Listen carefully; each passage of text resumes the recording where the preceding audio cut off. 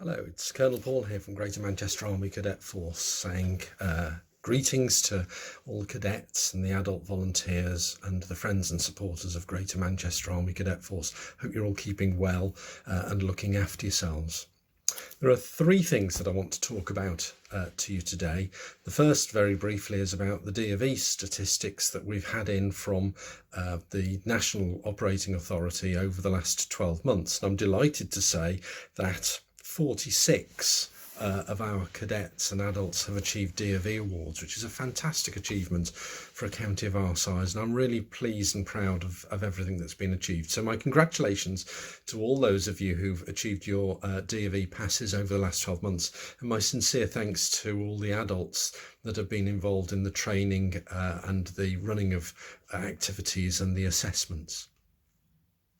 The second thing that I want to talk about or mention is that I've had a letter from our Honorary Colonel, Colonel Sharman, and I'd like to read this out to you because this is what she wants to say to the whole county. So you'll have to bear with me while I keep looking up and down at the letter in front of me. She says, "Dear cadets, adult volunteers and staff, you may remember I sent you a message very soon after the lockdown came into force and said then that these are extraordinarily strange times that we're living through. I also said that lockdown and all that goes with it is very new to us all.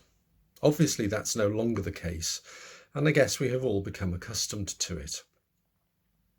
This doesn't mean we have to like it, and I know that for some it is extremely challenging. We're all missing real contact with our friends and families, and I'm aware that for some there have been dreadful outcomes. I send my heartfelt condolences to anyone who has lost a family member or friend due to this dreadful coronavirus. There has also been a terrible interruption to a lot of the young people's education, while schools and colleges remain closed.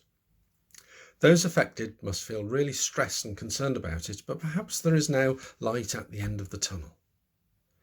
Those of you who have worries about education or anything else regarding the current situation must talk to someone who can give you some emotional support. I know that as well as your family, the officers and adults of Greater Manchester Army Cadet Force will be willing to help, either be listening themselves or pointing you in the right direction for some other professional help. Talking about problems always helps, but we can also help to stay positive and healthy by keeping as active and as stimulated as possible. I know there are lots of opportunities to spend virtual time with your Army Cadet family. Whilst I don't use social media, I have been keeping up to date looking at the Greater Manchester Army Cadet Force website and have particularly enjoyed looking at all the photos, especially ones from clapping for the key workers and also reading about the 75 years since VE Day commemorations. Like everyone else, I've been striving to remain busy. In my non-honorary colonel life, I've been trying, alongside many colleagues, to ensure that charities and voluntary groups throughout Greater Manchester are receiving the necessary funds to enable them to carry on with their virtual work. To date, we have distributed just over £500,000 to some of the worthiest groups, particularly those feeding the most vulnerable people in our communities.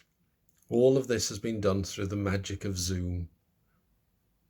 Graham and I look forward to our weekly visit to the supermarket and our Thursday night outing to the gate so that we can clap for the NHS and other workers. We also enjoy a daily walk or bike ride and take part in a fortnightly quiz via Zoom. Jigsaws have become a welcome change from watching television, as well as reading and doing crossword and Sudoku puzzles. Whilst we are managing quite well, we do of course look forward to the time when we are free to do as we please, as I'm sure you all do as well. In the meantime, Graham and I send you all our very best wishes and urge you to look after yourselves and your families. We look forward to seeing you again, just as soon as we can. In the meantime, the message remains the same. Stay well, stay safe, and try your hardest to remain positive. So that's a lovely message from our Honorary Colonel, Colonel Sharman Birtles. And a final point from me, and it's about looking forward to our return to training. And we all like certainty. We all like to know where we stand. And where we are at the moment, I'm simply not in a situation to be able to tell you when we will be able to return to detachments and companies for training. Two things that I can tell you for certain. The first is that our timeline for return will be given to me by the Commander Northwest. So we won't be doing anything until we've been given the green light by him.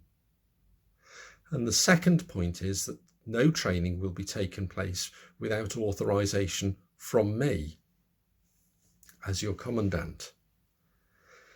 So rest assured that things will happen in due course. I don't know when, but I will tell you this as your Commandant, which is that I will keep you as well informed as I can as to how things progress over the coming weeks and months. That's my assurance to you. So that's it from me for this week. I hope you have a good week ahead of you. Do bear in mind some of those things that came up last week, Mental Health Awareness Week, and try and develop those into a habit of behaviours, and they will serve you well. Look after yourselves, look after each other, and stay safe. Speak soon. Bye-bye.